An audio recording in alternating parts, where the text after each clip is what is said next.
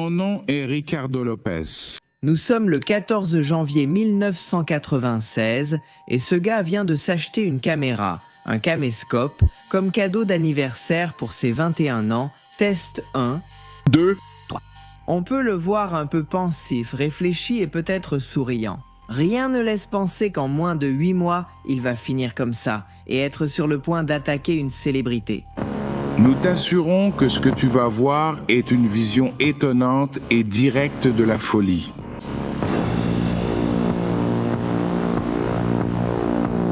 Mais ne nous avançons pas. Son histoire n'est pas celle d'un fan ordinaire. Ce n'est même pas l'histoire de quelqu'un qui a confondu l'admiration avec l'amour. Son cas est devenu l'un des plus emblématiques, qui démontre comment un esprit vulnérable peut transformer la dévotion en violence. Son nom a fait irruption dans les médias comme un choc, comme un avertissement brutal de ce qui se passe lorsque le monde intérieur n'est habité que par une idée fixe. Le plus troublant, c'est que tout serait enregistré en vidéo. Qu'est-ce qui a poussé ce jeune homme à une descente dans la folie qui deviendrait iconique? Qu'est-ce qu'on l'entend dire dans ces centaines d'heures qui ont été enregistrées? Qu'y avait-il au plus profond de ses pensées? Quels ont été les plans qu'il a écartés jusqu'à ce qu'il choisisse de construire ce piège mortel qui l'enverrait à une célébrité? Pour répondre à ces questions et à d'autres, aujourd'hui nous allons plonger dans l'affaire troublante de Ricardo Lopez, l'homme qui a attaqué Björk. Qu'est-ce qui l'a poussé à passer à l'acte? Oh. Qu'est-ce qui l'a amené sur scène? Oh. Oh. Avant de commencer, précisons qu'il y a de nombreuses années, nous avons réalisé un reportage sur cette affaire sur cette chaîne. Revenir sur cette affaire permet de lui donner un coup de frais. Et pour pouvoir analyser ce qui s'est passé avec les outils actuels et pouvoir parler de cette affaire aujourd'hui, à l'heure actuelle, en cette année 2025. Si ces émissions spéciales sur d'anciennes vidéos, qui n'étaient peut-être pas aussi bien préparées ou aussi bien montées, vous intéressent, écrivez le mot « spécial » juste en dessous. Allons-nous préparer de nouveaux remakes ou refaire des affaires qui, à l'époque, n'étaient peut-être pas aussi réussies? Nous vous invitons également à écrire des suggestions sur de possibles affaires futures sur cette chaîne. Et maintenant, commençons.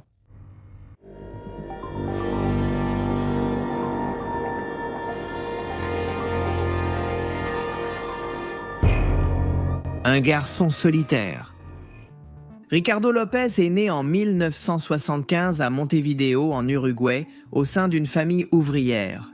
Son enfance n'a pas été marquée par la violence ni par l'abandon. C'était apparemment une vie simple, presque anodine. Pourtant, en lui, une distance avec le monde se formait très tôt. C'était un enfant qui observait plus qu'il ne parlait, semblant voir ce que les autres ne percevaient pas. Lorsque sa famille a émigré aux États-Unis à la recherche d'opportunités économiques, ce petit déséquilibre intérieur s'est accentué. Ricardo, le plus jeune de 3 frères, disait que sa mère lui avait donné plus d'affection qu'à ses autres enfants, ce qui le rendait coupable plutôt que flatté. À un moment, il dirait dans ses enregistrements qu'il peinait à faire quelque chose de très mauvais, sachant qu'elle découvrirait tout. Cependant, il n'attendrait finalement pas la mort de sa mère pour agir.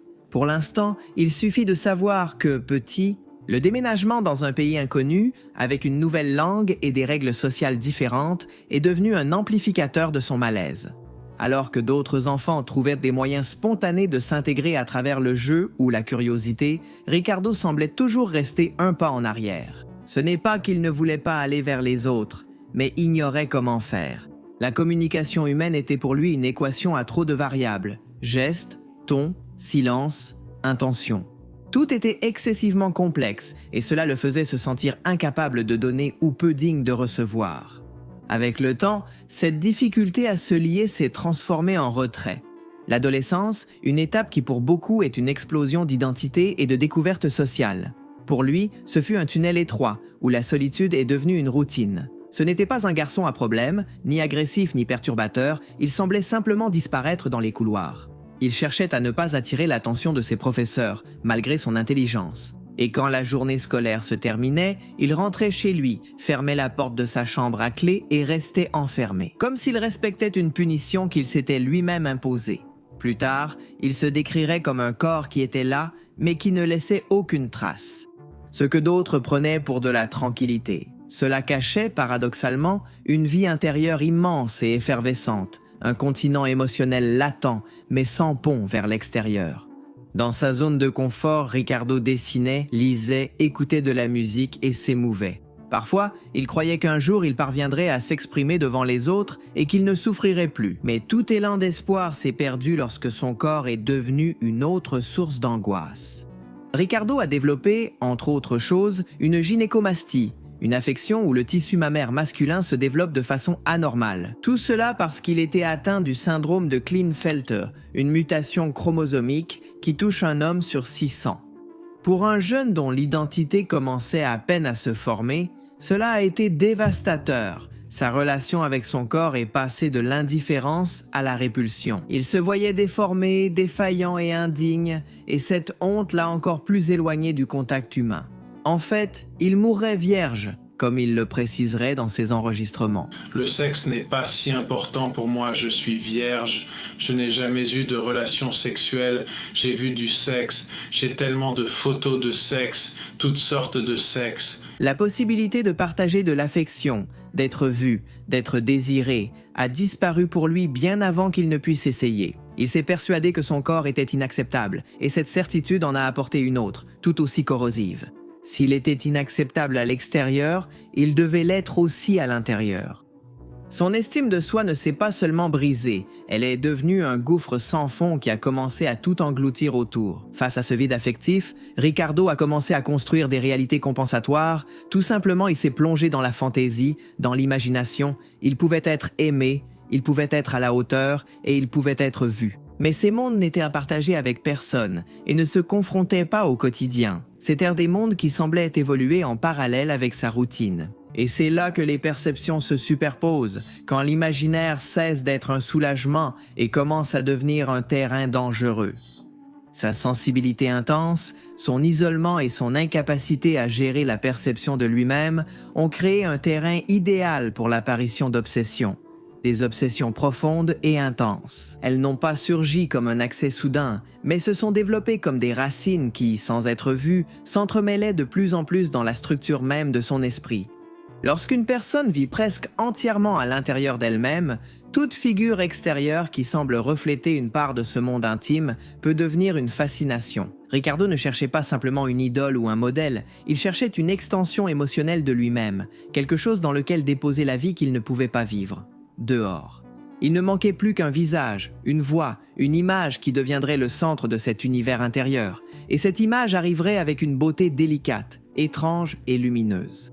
Mais avant de franchir cette porte, il faut savoir que l'histoire de Ricardo Lopez ne peut pas être comprise entièrement si on ne la regarde que du point de vue individuel, n'est-ce pas? Son isolement, ses insécurités, ses luttes intérieures, son incapacité à créer des liens réels forment le noyau intime de la tragédie. Mais ces causes personnelles se sont développées dans un contexte culturel qui favorisait ce type de relation unilatérale avec la célébrité. C'est pourquoi, pour comprendre ce qui s'est passé, il est également nécessaire de regarder le monde qui entourait Lopez et la façon dont ce monde a commencé à transformer le concept d'admiration. La décennie qui a déclenché l'obsession This link that was holding me to this earth for each day devient... Il y avait quelque chose dans les années 90 qui semblait vibrer d'une énergie nouvelle, presque sauvage. C'était une décennie qui évoluait entre les décombres du monde analogique et l'aube du numérique. Une époque où les frontières entre l'intime et le public commençaient à se fissurer, mais n'avaient pas encore explosé comme elles le feraient au XXIe siècle. La culture populaire avait muté. Ce n'étaient plus seulement les grandes stars des stades, ni les visages artificiels de la télévision qui captivaient l'imagination des foules. Au fil de la décennie, de nouvelles figures commençaient à émerger, des artistes qui mêlaient vulnérabilité, excentricité et sensibilité, et qui s'adressaient directement à un public se sentant étranger aux formes traditionnelles d'appartenance. C'était un monde sans réseaux sociaux, sans accès immédiat à la vie privée des célébrités, sans la saturation constante d'images et d'opinions. Cependant, la fascination était encore plus intense, car la distance créait du mystère, et dans ce mystère germèrent des projections profondes. Les célébrités alternatives, celles qui évoluaient en marge, avaient une aura presque mythique. Leurs fans n'admiraient pas seulement leur musique ou leur style, mais avaient le sentiment de partager avec elle un regard caché, une blessure ou une façon d'être au monde. Dans ce paysage culturel, la figure du fan était elle aussi en train de se redéfinir. La culture de l'admiration commençait à devenir une culture de l'identification. Le fan ne se contentait plus de suivre un artiste, il se reconnaissait en lui, et lorsque sa propre vie était difficile à habiter, cette identification pouvait devenir absolue. Il se créait ainsi un réseau où l'admiration pouvait se transformer en un besoin possessif. Ricardo Lopez est devenu un cas emblématique précisément parce qu'il a été un avertissement précoce de quelque chose que le monde ne savait pas encore qu'il était en train de couver. L'obsession intime et invisible qui ne se révèle que lorsqu'il est déjà trop tard. Et cette histoire commence justement là, à ce croisement entre une époque en pleine mutation, une culture qui idolâtrait la sensibilité extrême et un homme qui ne trouvait pas sa place pour vivre sans déborder. Sainte Björk. Lorsque Björk a fait irruption sur la scène internationale, au milieu des années 90, elle l'a fait avec une force difficile à catégoriser. Ce n'était pas qu'une chanteuse, mais un phénomène culturel. Elle venait d'Islande, un territoire qui, pour une grande partie du monde, semblait presque imaginaire, lointain et chargé de son propre symbolisme mystérieux. Son esthétique était inhabituelle, délicate et féroce à la fois. Björk évoluait en dehors des conventions de la pop traditionnelle, elle embrassait l'étrange, le sensoriel et la quête intérieure. Elle était la figure parfaite pour ceux qui n'avaient que le sentiment d'appartenir à rien. Elle représentait essentiellement une alternative spirituelle dans un monde saturé de postures superficielles. C'était l'artiste qui parlait depuis sa fragilité sans s'en excuser. Et c'est précisément ce mélange d'innocence et de force qui a résonné de façon presque douloureuse chez Ricardo. Il ne voyait pas seulement une chanteuse talentueuse, mais une présence qui semblait évoluer sur la même fréquence émotionnelle que lui, qu'il a toujours ressentie mais n'a jamais pu exprimer. Pour Ricardo, Björk n'était pas une célébrité ni une figure publique distante. Elle était, d'une certaine manière, une vérité privée. Il la voyait comme un être pur, presque éthéré, quelqu'un dont la simple existence confirmait déjà que son propre monde intérieur avait de la valeur. En elle, il projetait la possibilité d'être compris et accepté. Et quand quelqu'un qui vit dans l'isolement trouve une figure qui semble légitimer sa douleur, cette figure cesse d'être humaine et devient un salut. Ricardo a commencé à consommer tout ce qui concernait Björk. Il n'était pas un simple fan collectionnant disques ou posters, mais étudiait son image jusque dans les moindres détails. Il regardait une interview et ne s'arrêtait pas seulement aux mots, mais aussi au regard, à la respiration, aux moindres gestes. Il cherchait des signes, des messages cachés, des preuves que ce qu'il ressentait se trouvait aussi en elle. Il ne la désirait pas sexuellement, mais il la voyait comme une forme de rédemption. On peut voir comment cela devient évident dans le prochain extrait. Ce que j'ai le plus voulu faire avec elle, c'est la garder. J'ai tellement de fantasmes à l'idée de la garder. À 18 ans, Ricardo a déménagé seul. Il a commencé à travailler avec l'un de ses frères et s'est entièrement consacré à son nouveau mirage de bonheur. Ses proches lui ont dit qu'il n'était plus un enfant, qu'il avait de nouvelles chances, se faire des amis, trouver une petite amie, sortir.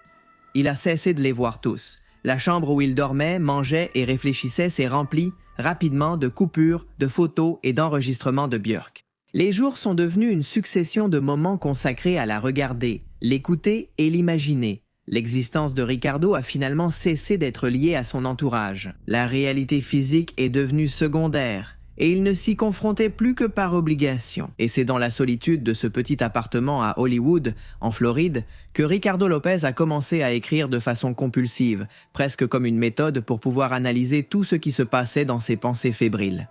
C'étaient des lignes et des lignes dans lesquelles il s'interrogeait sur l'éveil qu'il traversait. En quelques mois, il a rempli des cahiers. Il était jeune, mais il s'exprimait comme s'il traînait des décennies et des décennies de dilemmes et de chagrins.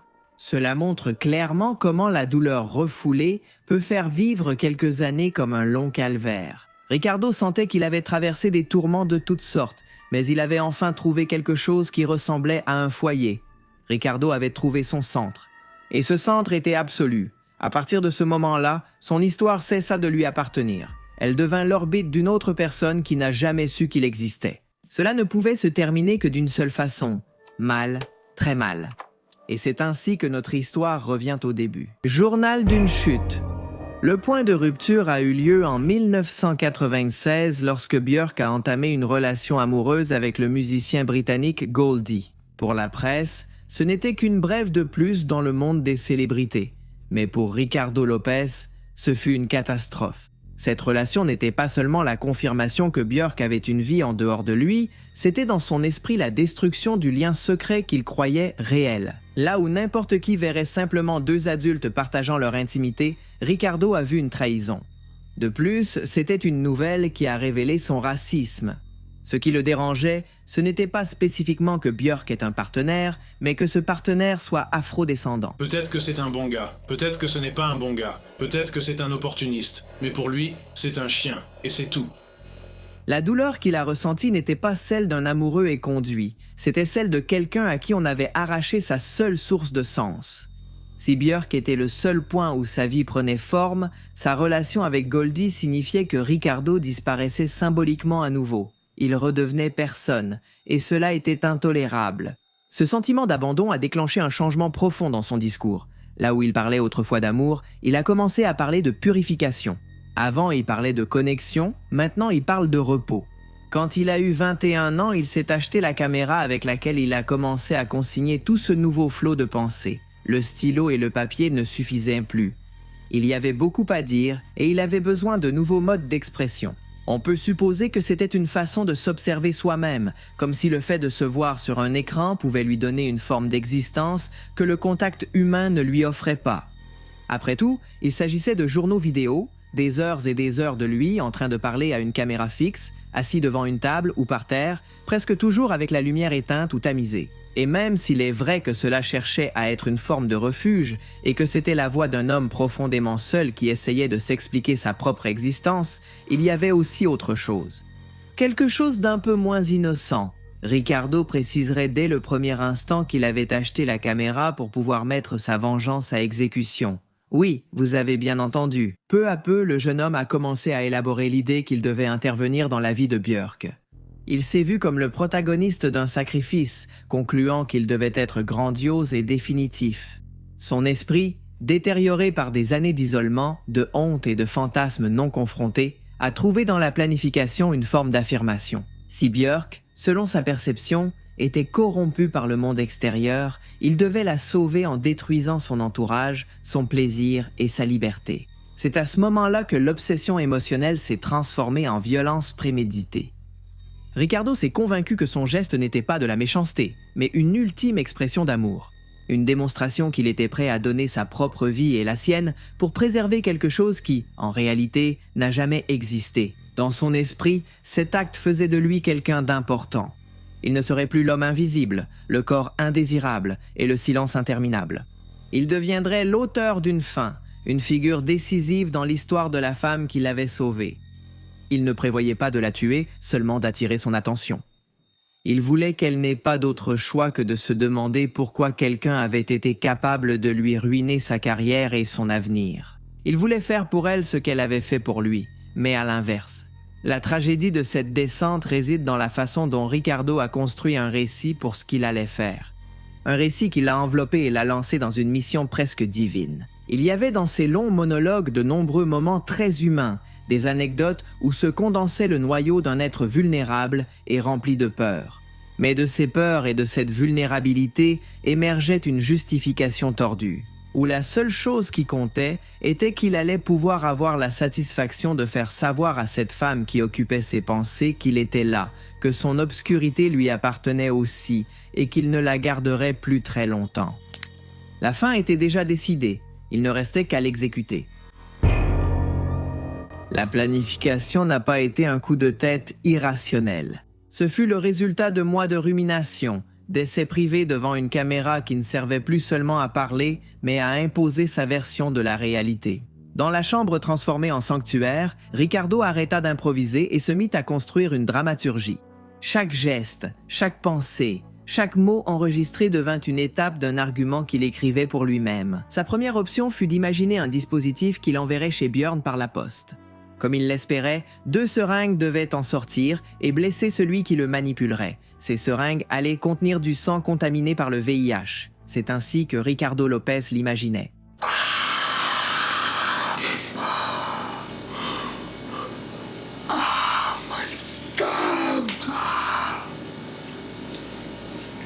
Maudite. Ces 2 seringues hypodermiques vont toucher ses doigts. Par conséquent, elle baigne dans du sang contaminé par le VIH. IV contaminated blood. Cependant, ce plan a commencé à devenir compliqué pour lui sur le plan logistique et a rapidement été remplacé par un autre.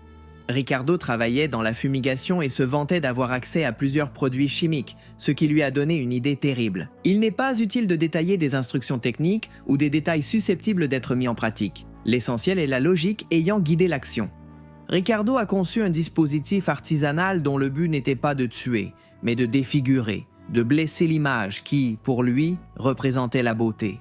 Dans son esprit, la substance corrosive qu'il avait placée à l'intérieur du paquet aurait un double effet, purifier tout en punissant ceux qui avaient usurpé l'intimité qu'il pensait partager. La fabrication du dispositif est décrite dans les dossiers de police et dans les rapports comme le travail de quelqu'un de déterminé, mais avec peu d'expérience technique. Poussé exclusivement par l'intention de causer un préjudice symbolique, et non par le désir de multiplier les victimes. Ainsi, Ricardo s'est enfoncé de plus en plus dans ses labyrinthes mentaux. Peu à peu, son appartement a commencé à devenir le reflet de son esprit chaotique, comme on le voit ci-dessous.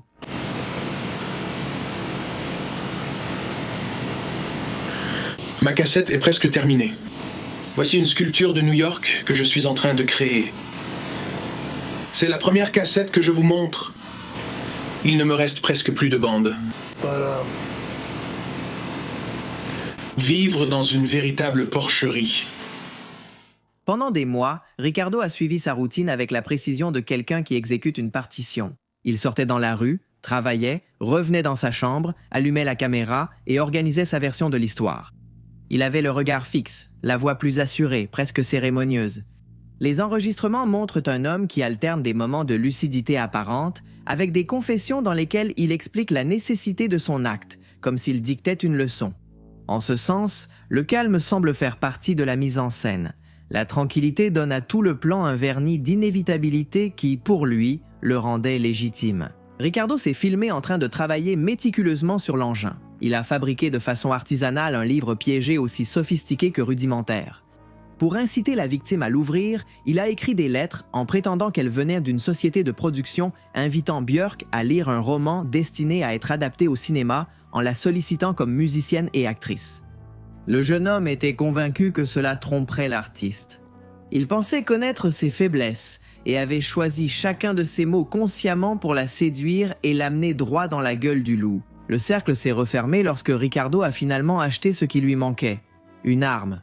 Une arme avec laquelle il n'allait pas blesser Björk, mais lui-même. Dans cet extrait, il le raconte tout en filmant la facture de l'achat. Oui, mes amis, comme je l'avais dit, je suis allé là-bas et j'ai acheté le revolver Taurus calibre 38. 110 $, vraiment pas cher. Comme vous le voyez, il n'y avait plus de retour possible. Dernières heures pour cela. Pour mener à bien cette mission, je suis prêt à payer le prix ultime. D'accord ? Le prix ultime, je suis prêt à le payer pour ça.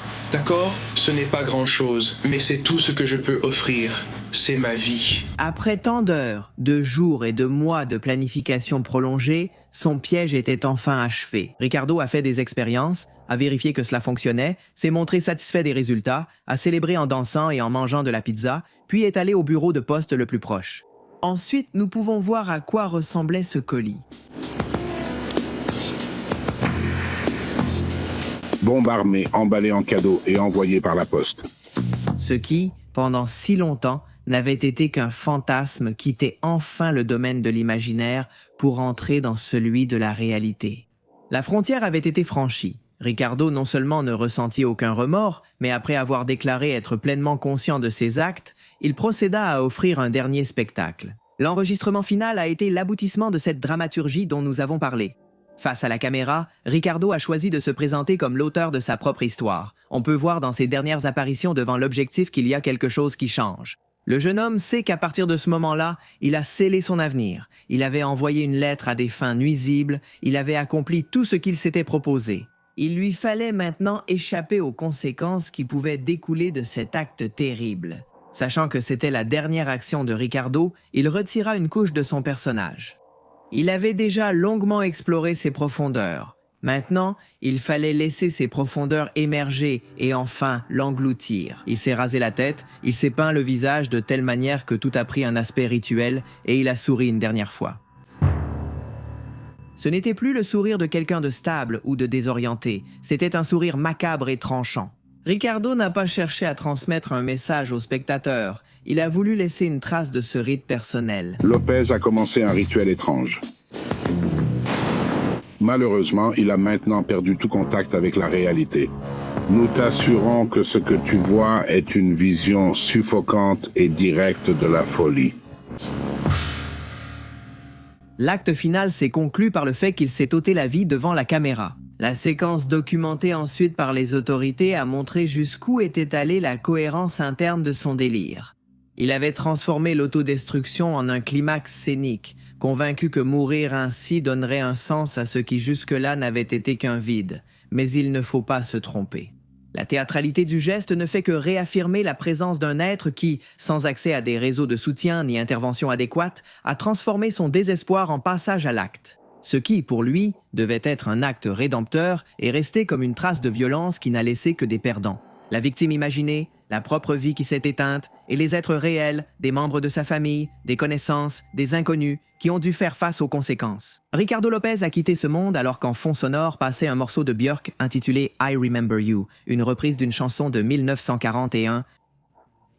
La chanson parle d'un amour qui se termine mais qui est rappelé avec tendresse. Derrière lui, le jeune homme tourmenté avait laissé un châssis sur lequel on pouvait lire « The Best of Me ». On pense qu'il voulait le tacher avec ses restes, mais il n'a pas réussi. Sur l'un des murs, il avait écrit ce qui suit. Les bandes de 8 mm sont la documentation d'un crime. C'est du matériel terroriste. Elles sont pour le FBI?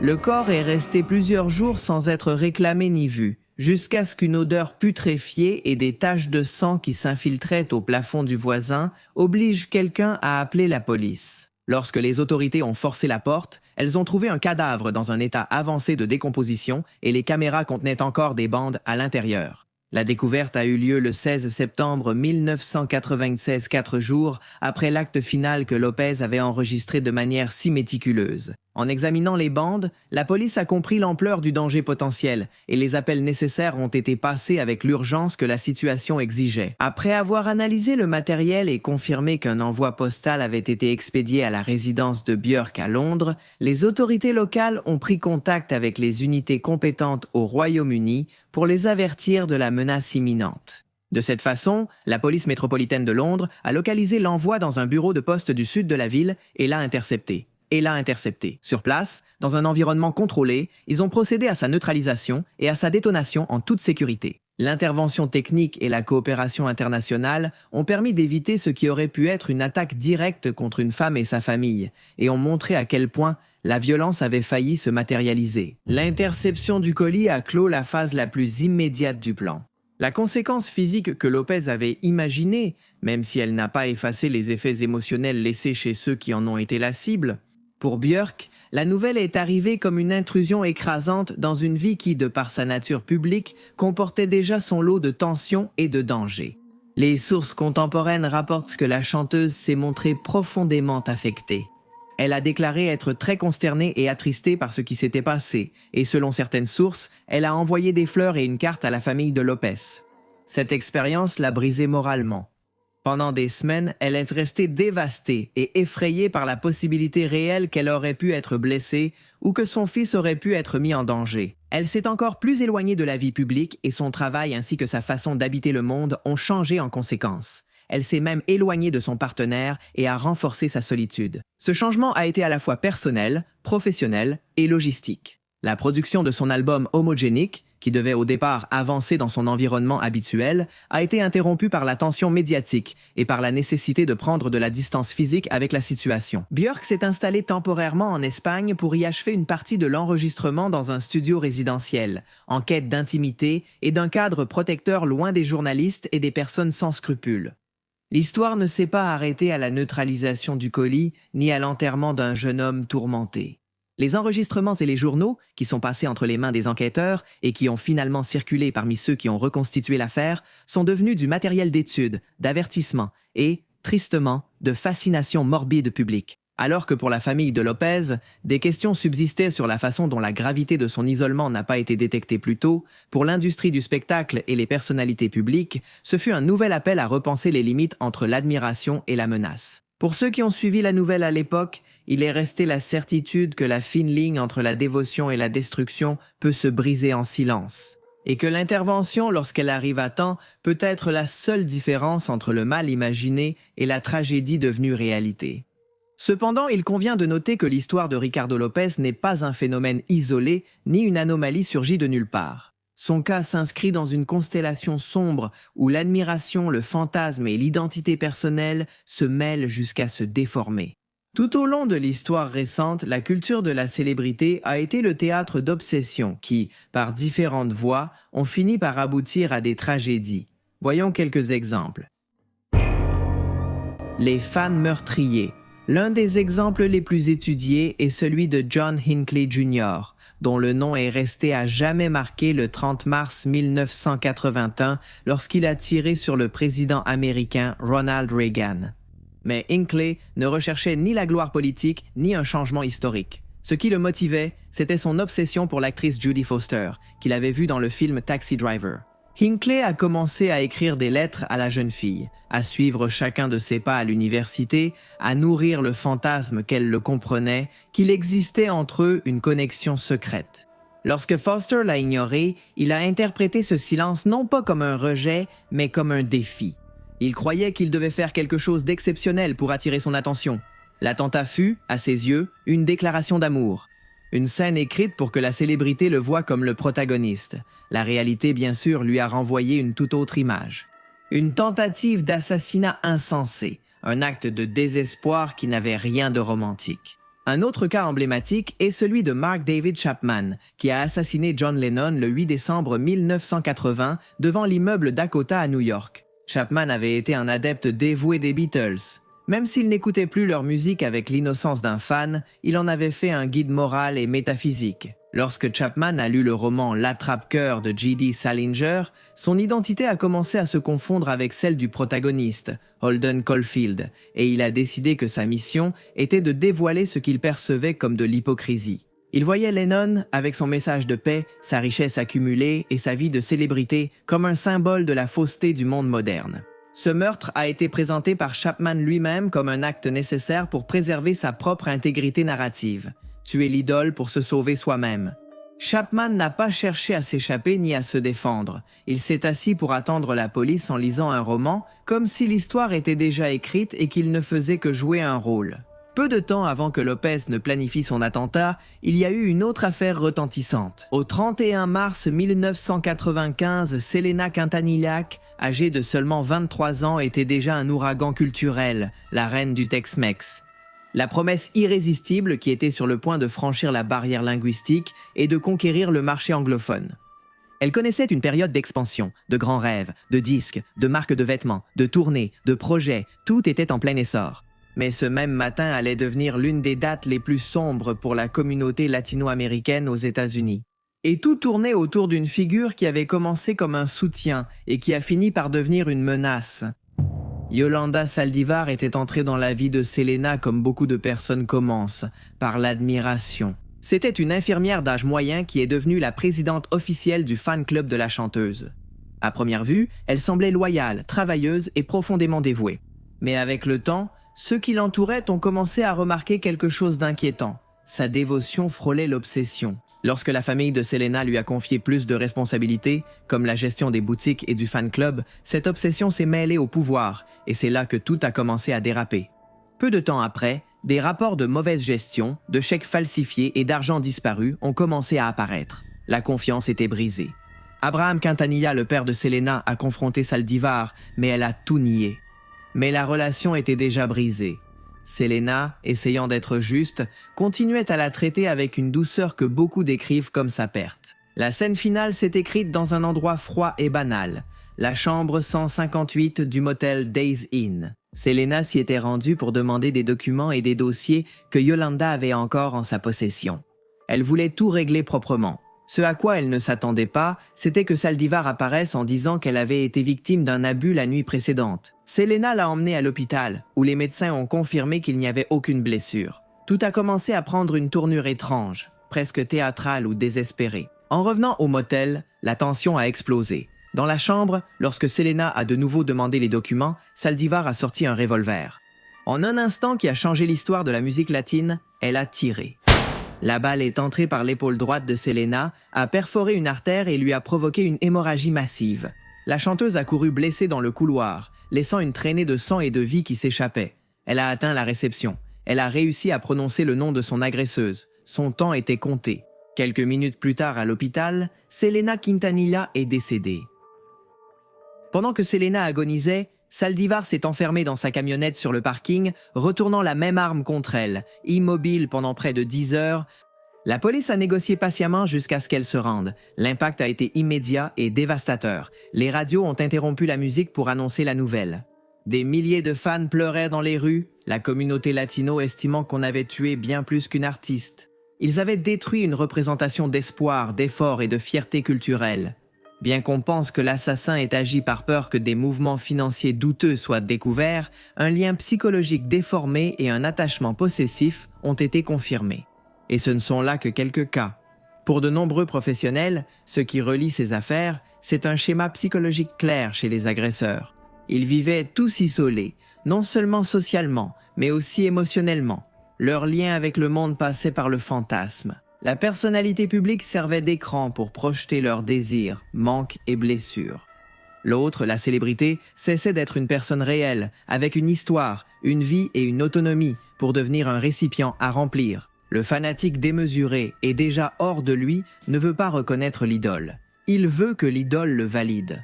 Et s'il ne le fait pas, alors la réalité devient l'ennemi, la culture de l'obsession. Lopez n'était pas amoureux de Björk. Il était amoureux de l'image de Björk qu'il avait en tête. C'est là que l'histoire devient universelle. Chacun, à toute époque, peut confondre ses désirs avec la réalité. Ce qui n'était qu'une flamme latente dans les années 90 est devenu un incendie incontrôlable.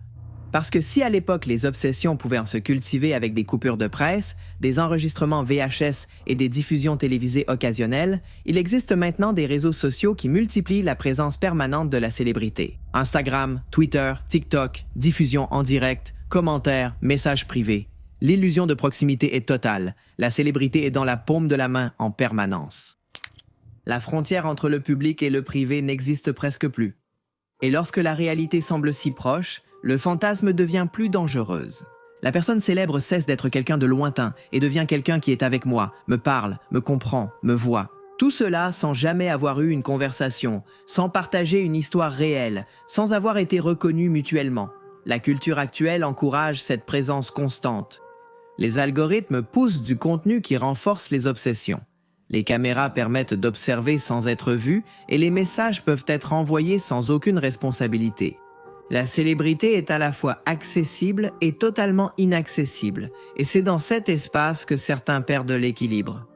Ricardo Lopez a vécu à l'aube de ce monde. C'était un proto-blogueur, et il a documenté sa tristesse en mêlant des analyses très profondes, une haine injustifiée et beaucoup d'apitoiement sur soi. Son obsession s'est développée à une époque où la connexion permanente n'existait pas encore, mais sa structure psychique a préfiguré quelque chose qui est aujourd'hui monnaie courante. La solitude amplifiée par l'illusion de la compagnie. L'histoire de Ricardo Lopez ne concerne pas que lui. Elle parle de ce qui se passe lorsque la santé mentale ne trouve aucun soutien, lorsque la vulnérabilité se retrouve seule face à elle-même, lorsqu'il n'y a ni écoute, ni intervention, ni regard pour interrompre la chute. Elle parle aussi de la façon dont les attentes culturelles autour de l'amour peuvent légitimer des comportements qui se cachent derrière ce mot.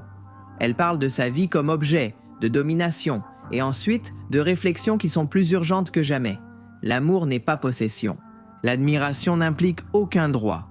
La connexion ne se construit pas unilatéralement. En ce sens, Ricardo Lopez est un rappel cru, inconfortable et nécessaire. La tragédie tient à ses actes, mais aussi à ce qu'il n'a jamais eu.